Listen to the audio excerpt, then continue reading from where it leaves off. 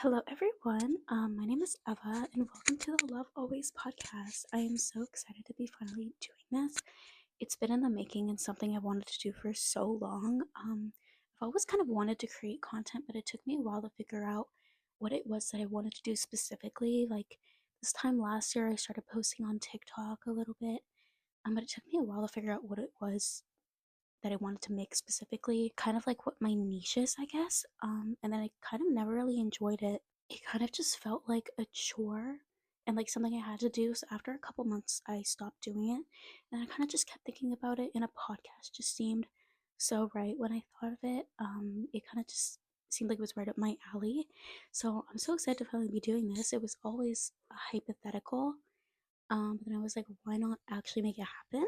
So I ordered a couple of mics and I'm starting this whole process. I'm on break from school right now. I'm between semesters because of the Christmas break, so I have all this extra time. For today's episode, it's kind of just going to be a little bit of an intro about what you can expect from this podcast, and kind of just who I am as a person because I have no I have no presence online prior to this. So yeah, it's kind of just going to be a little bit of an introduction about me and what you can expect. And if you've listened this far, thank you so much. It means the world. I'm so excited. So when it comes to the name, I kind of was just brainstorming because I thought of making the podcast before I had any name, and I didn't know what direction I wanted to go. Like I was just trying to think of things that rhymed, and I randomly thought of Yap Attack, and I was like, I'm not calling my podcast fucking Yap Attack. Like, no, not doing that. And then I was trying to think, can I do like a play on words with my name? And then I thought of like Never Have I Ever, but it was I'm not doing that. It's just not like I don't want to make a joke out of it, you know what I mean? And then Love Always just kind of came up to me. It just seemed really cute. Like it seemed really suiting for what I'm kind of going to be talking about. And I guess I kind of just think of like my episodes as like little letters, like little love letters, I guess, or not love letters, but like little letters. Like each one is a little letter, and it's like I sign out being like love you. You know, I don't know. I just thought it was a cute title. It just has a good ring to it. So I feel like with the episodes, what you can expect from it is kind of just lifestyle, telling stories, advice. Just I'm kind of just gonna play it by ear and see what feels right and what I want to do. Yeah, they're probably gonna be weekly for now. I probably will be doing two in the first week just because this first one is kind of just an intro. Like it doesn't really count as an actual episode.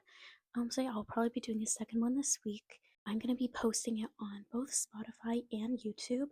I don't know if they're always gonna be video format. I wanted to make sure the first one was at least video format just because like you're getting to know me as a person, and it becomes like I feel like it becomes easier to become attached to it or want to listen to it if you have a face associated with it. You know what I mean? So I wanted to make sure the first one was video, but I can't guarantee they're all gonna be video.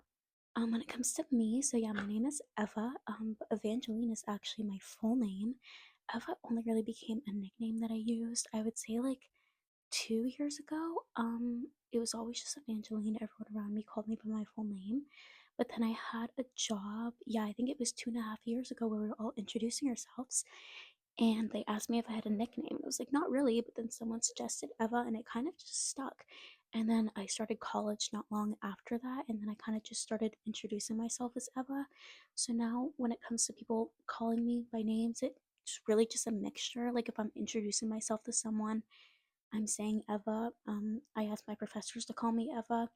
It's just a lot easier. I think it's also if you have a longer name or a name that's not as common, I guess you're used to people always kind of having like a double take almost like what's your name, sorry, and then it just makes things easier. It's also where I live, French is a really common language, so they'll often like say my name as a French accent when it's not even like supposed to be that, or like they'll add an accent to the e and I'm like that's not how you spell it, you know. But yeah, so it just makes things easier. Yeah, so I speak both English and French fluently.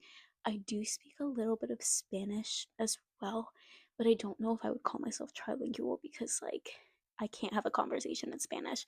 But I have been doing Duolingo for like 2.5 years. I kind of just started it for fun, and then I kind of just continued because, like, I just started it for so long and it felt like I can't not do it anymore. Like I can't just stop if it's gone this far. And I think it's like I think I'm about to hit 850 days or something. It's kind of crazy. But yeah, so I'm 19. I am currently in school. I'm a third year college student. Where I live, college is kind of different. Like, it's not as big a deal, I guess, if you were to compare it to the States, let's say. Kind of how it works is like, rather than college being like one huge thing where you like move across the country and you pay like thousands of dollars for it and stuff, it's not as big a deal here. Here we have college and then university. So, college is kind of just like an intro to things and trying things out. The tuition is practically nothing compared to the tuition where college is like a really big deal. And then afterwards, we have university. So, college here is kind of just an introduction to try different things. So, right now, I'm taking a program. It's just a general social science program. So, it's just very general, and I'm taking it with the intent of continuing school afterwards. And you kind of just do a bunch of different stuff. Like, I've done an anthropology class, a psychology class, I've done a statistics class. It's really just a little bit of everything so that like it's very open when it comes to your choices afterwards and like further education if you do university, for example. And yeah, so I just finished my third semester in that program. And before that, I did a whole year in another program. At first, I took early childhood education because when I was first applying, I didn't know what I wanted to take. I didn't know what route I wanted to go down, so I just took something random because I wasn't sure. But then after the year, I was like, it's not what I want to do career wise. Like, I love kids, they're so cute, but it's just not something I wanted to do when it comes to my career. But I have no regrets about joining the program because that's where I met two of my closest friends now. And yeah, it was just a really good experience. But so I switched to social science because I still wasn't sure what I wanted to do, but I knew that it wasn't related to education, so I switched. So yeah, after this, I'm planning on doing 2 more semesters of that, and then I'm not sure what it's gonna be afterwards. But yeah, I also work part time. I work as a waitress at a senior's home. I've been there for 3 years now. I really do like the job. It's just really easy and it's close to where I live, and it's just easy to get to, and it's a really different experience compared to, let's say, waitressing in a restaurant, because you're at a senior's home, that's where they live and everything, and you get to know them. And I really like the job because it's very like routine. Like, if you work at a restaurant, it's going to be different every single time. You never really know what to expect. um but where I work, it's the same people. It's as if they're eating like at their house, you know what I mean? So we can't get tips or anything, but it's really good. It's not hard, and I could do it with my eyes closed at this point because I've been there for so long. So, but yeah, I just live a pretty like ordinary life. I grew up in a bit of a smaller town, and I just live at home with two of my siblings. I have four siblings. So I have two older sisters, one older brother, and one younger sister. But the two oldest are moved out. So I just live at home with my parents and two of my sisters. I do not have any pets, but I really do want to have some dogs, and I'm older. I want to be a dog mom, probably also a cat. Yeah, I don't know if I want to have kids. I'm not sure. I don't really know.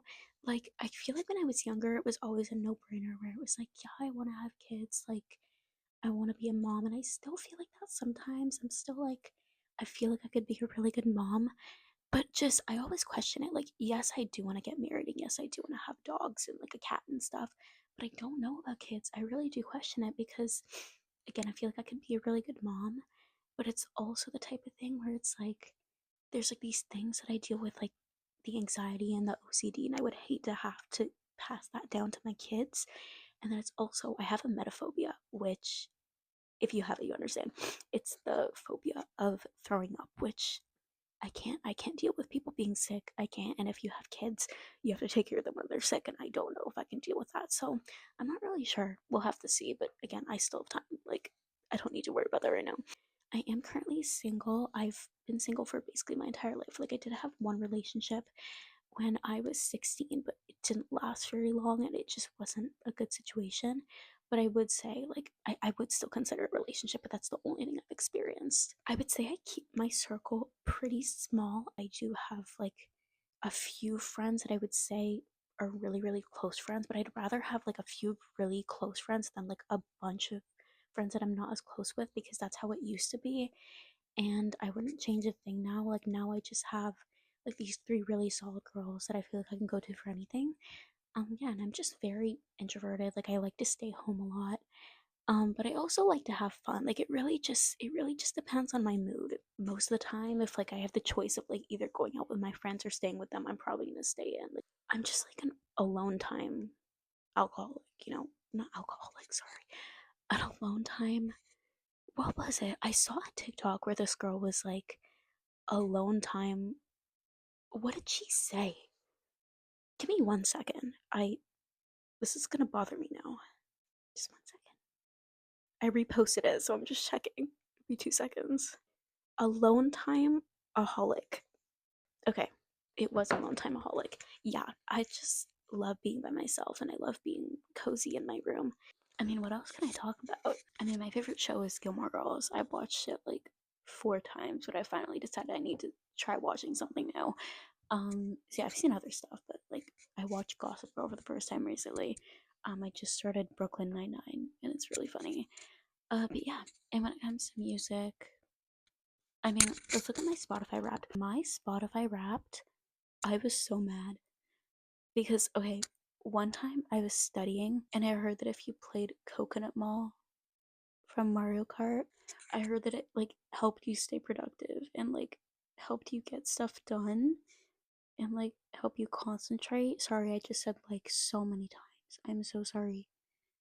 So it ended up being my top song. It said I listened to it 86 times. Anyways, but my top artists were Sabrina Carpenter, Tate McRae, Ariana Grande, Harry Styles, and then my number five artist was literally the artist for the Coconut Mall song. I I didn't even know how to react. I was like, now I know if I ever do that again, I'm playing it on YouTube, not on Spotify, because hello, I didn't even think about that. I had no idea what my top song was gonna be. It wasn't that. I really didn't think it was gonna be that. Um, and yeah, I think that's going to be about it for today. Thank you for listening. If you've listened until the end, it means so much to me. Um, I started listening to podcasts a lot like a few years ago. It kind of just started out with listening to Emma Chamberlain's Anything Goes podcast. I still listen to that one. I love her. I also listen to The Moments Pod by Lexi Hidalgo. I love Therapists with Jake Shane. He's literally one of the funniest people ever. If you haven't listened to him, go listen to him. He's so funny. I also listen to the Be For Real podcast with Talia and Michaela. There's just a bunch of people that I love listening to them, and it would be amazing if one day I was one of those people to someone else. But yeah, thank you so much for listening until the end. If you did, hopefully I'll see you next time.